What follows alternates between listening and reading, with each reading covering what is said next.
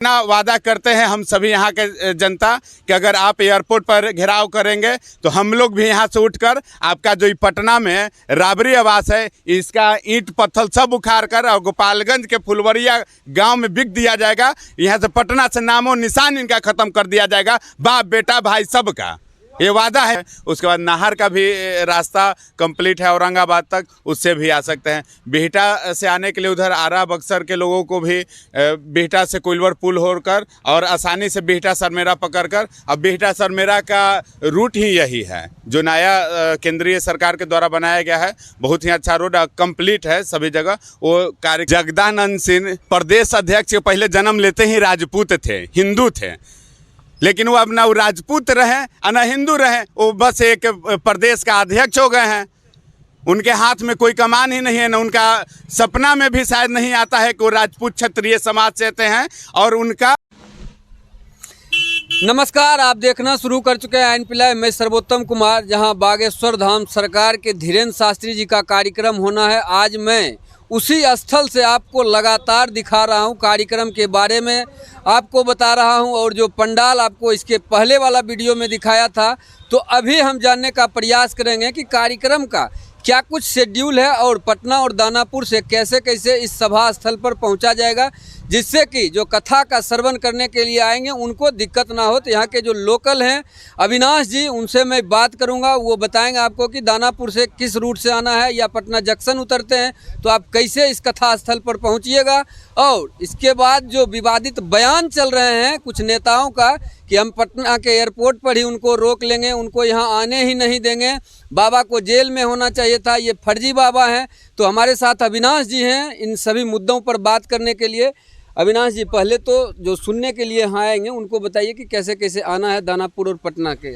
ये पटना के नवदपुर में कार्यक्रम स्थल है, तरित मठ है, और यहाँ आने के लिए आपको चारों तरफ से रास्ता है। आप दानापुर जंक्शन से उतरिएगा तो वहाँ से सीधा शिवाला के रास्ता से आना है और नवदपुर चले आइएगा सीधा रास्ता।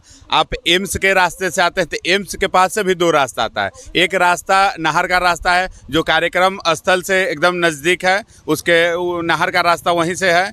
एक है नवदपुर मार्केट के बीच में आती है, और तीसरा जो दानापुर से जो रास्ता आएगी वो नवदपुर रास्ता को, वो भी नवदपुर से बीच से ही आएगी। वो तीनों से आ सकते हैं। उसके बाद आप पटना जंक्शन से जब आइएगा तो पटना जंक्शन से गया लाइन पकड़कर और आगे बढ़ते हैं पुनपुन से आप बिहटा सरमेरा एकदम हाईवे, बहुत अच्छा रोड बना है, उसका पार्किंग का व्यवस्था उस तरफ ही किया गया है। आपको अगर अरवल औरंगाबाद या उधर रांची वगैरह से भी आना है तो आप औरंगाबाद से मेन रास्ता पकड़ के आइएगा और पालीगंज दुल्हिन बाजार होते हुए भी आप आ सकते हैं, हाईवे है। उसके बाद नाहर का भी रास्ता कंप्लीट है औरंगाबाद तक, उससे भी आ सकते हैं। बिहटा से आने के लिए उधर आरा बक्सर के लोगों को भी बिहटा से कोइलवर पुल होकर और आसानी से बिहटा सरमेरा पकड़कर, अब बिहटा सरमेरा का रूट ही यही है जो नया केंद्रीय सरकार के द्वारा बनाया गया है। बहुत ही अच्छा रोड कंप्लीट है सभी जगह, वो कार्यक्रम स्थल पे ही आकर खत्म हो गए। चलिए, ये तो आपने बताया कि कैसे कार्यक्रम स्थल पर पहुंचा जाएगा, लेकिन जो बयान सामने आ रहे हैं महागठबंधन के नेताओं का, उस पर क्या कहिएगा। खुद तेज प्रताप यादव जी कह रहे हैं कि उनको एयरपोर्ट पर ही रोक लेंगे अगर यहाँ वो द्वेष फैलाने की कोशिश करेंगे तो। देखिए, तेज प्रताप यादव हैं और यदुवंश लोग ही हैं। यदु के बाद अगर वो ओरिजिनल यदुवंशी हैं, वो कृष्ण के वंशज हैं, उसके बाद श्री राम पे उंगली उठाते हैं तो शोभनीय नहीं है। या तो वो यादव नहीं है, नहीं तो वो कलंकित हैं, उनका दिमाग भ्रमित हो गया है, पगला गए हैं, व्याकुल हैं कि उनका सियासत यहाँ से गायब हो जाएगा बिहार से, ये बाबा के कारण। एक जो 25-26 साल के बाबा हैं उनको ये धमकी दे रहे हैं, उनको रोकने के लिए चले हैं।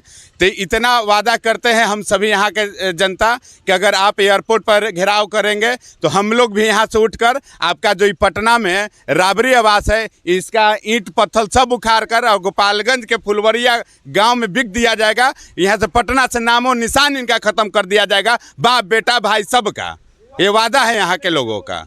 शिक्षा मंत्री भी कह रहे हैं कि सब फर्जी बाबा हैं। तो शिक्षा मंत्री ये फर्जी है, वो शिक्षा मंत्री बन गया कहाँ, उसको न संविधान के पता है, न संत का पता है, न संस्कृति का पता है। उसको तो बस बोल के बने रहना है।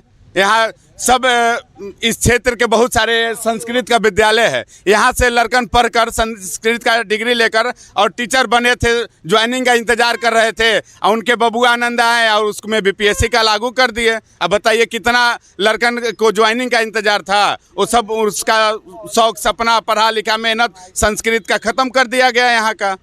यही है महागठबंधन की नीति चल रही है। जगदानंद सिंह जी प्रदेश अध्यक्ष हैं राजद के, वो कह रहे हैं कि ये बाबा को जेल में होना चाहिए था। जगदानंद सिंह प्रदेश अध्यक्ष के पहले जन्म लेते ही राजपूत थे, हिंदू थे, लेकिन वो अब ना वो राजपूत रहे न हिंदू रहे, वो बस एक प्रदेश का अध्यक्ष हो गए हैं। उनके हाथ में कोई कमान ही नहीं है, न उनका सपना में भी शायद नहीं आता है कि वो राजपूत क्षत्रिय समाज से आते हैं और उनका भगवान राम का वो लोग मानने वाले लोग हैं, उनका वंशज हैं और संत सनातनी का रक्षा करने वाला उनका समाज है, वो एकदम भूल गए हैं। मतलब अपने कर्तव्य को भूल गए हैं कि हमारा क्या कर्तव्य था और लगातार विरोध कर रहे हैं सनातन धर्म का। कर्तव्य को याद रखे हुए हैं, अपना जन्म भूल गए हैं, अपना सनातन धर्म भूल गए हैं। कर्तव्य तो याद है कि उनको तेजस्वी को मुख्यमंत्री बनाना है, उसके लिए अपने समाज को छोड़ना पड़े, अपना धर्म को छोड़ना पड़े। वो लोग कोई विचारधारा का आदमी है? सबसे भ्रष्ट अगर कोई राजनेता है तो उसमें जगदानंद सिंह है। पप्पू यादव भी कह रहे हैं कि हम कोई आबा बाबा को नहीं जानते हैं, ऐसे रोज बाबा आते हैं। पप्पू यादव का रहा क्या? उनका तो गुमटी बंद हो गया है, उनका गुमटी हो। अब गुमटी को उठाने के लिए तर फर कभी उनका शिकायत कभी उनका बड़ाई करना है। अब आए हैं बाबा पर, अब जान रहे हैं कि बाबा को पूरे विश्व में इनको चाहने वाले लोग हैं। अभी बाबा पर अटैक करेंगे तो इनका सियासत थोड़ा सा फेसबुक पे लाइक और यूट्यूब पे सब्सक्राइब बढ़ेगा, इसके कारण से बाबा पर बोल रहे हैं। न तो इनका कोई अस्तित्व है, कोई अस्तित्व का ये लोग कोई विचारधारा का कि बाबा कोई मन उनकी बात नहीं जानते हैं। माइंड रीडर एक होता है, वो माइंड रीडिंग करते हैं सिर्फ। जैसे सबसे ज़्यादा वही बुद्धिमान है जो बाबा का माइंड रीड कर लिए ना। रीडर तो वही है ना कि उनसे कभी न मिले हैं न जुले हैं और उनका वो माइंड रीडिंग कर ले रहे हैं। बेतुकी बात कर रहे हैं, यहाँ समाज को तोड़ने की बात है। यहाँ आप आए हैं तो सारे समाज के लोग, खास करके इस क्षेत्र में यदुवंशी का भी बहुत संख्या है, सब लोग श्रद्धा से लगा हुआ है कि बाबा कब आएंगे। कितना फोन हमको आता है कि कब आएंगे बाबा और कैसा व्यवस्था है। अब बहुत सारे युवा यहाँ आपको मिल भी रहे हैं जो कृष्ण के ओरिजिनल वंशज हैं, वो श्री राम के और परशुराम के मानने वाले लोग हैं। वो विरोध नहीं कर रहे हैं, वो विरोध नहीं कर रहे हैं। कुछ लोग हैं उस समाज के जो विरोध कर रहे हैं, बस कुछ नेता कर रहे हैं, बस दिखावा के लिए। कहेंगे कि हम यदुवंशी हैं, हम शंकर को मानते हैं, हम देवघर पैदल जाते हैं, लेकिन ये सब उनका ढोंग दिखा दिया आज ही के समय में कि कितने बड़े सनातनी है। वो सब महत्वपूर्ण सवाल ले लेते हैं। इसके पहले भी बहुत बड़ा कथा का वाचन हुआ है, मुरारजी बापू जी भी यहाँ पर आए हैं, लेकिन इतना बड़ा माहौल नहीं बना था इस तरह का जो बयानबाजी हो रहा है। माहौल नहीं बना था, उसका भी कारण है अभी नए नए सत्ता में आए हैं। इनको लग रहा है कि लोकसभा के समय में नीतीश जी अगर इस्तीफा देकर लोकसभा लड़ने जाएंगे तो हमारे भाई मुख्यमंत्री बनेंगे, हम लोग बिहार को हैंडल करेंगे। लेकिन पूछ रहे हैं कथा का जो राजनीतिकरण हो रहा है, इसके पहले भी तो बड़े बड़े कथावाचक आए हैं। इनसे डर है ना, इनसे डर है, इनसे युवाओं में आकर्षण है। इनको देखकर युवाओं जगता है और जगेगा तो जिस ओर युवा चलेगा उस ओर राजनीति और जमाना चलेगा, उसके साथ चलेगा। इसीलिए मतलब इतना डरे हुए हैं ये लोग, वही बात है सच्चाई। चलिए, तो आप सुन रहे थे, युवा नेता हैं अविनाश जी, तेज तर्रार नेता हैं, बीजेपी में हैं, कोई परिचय के मोहताज भी नहीं है। सभी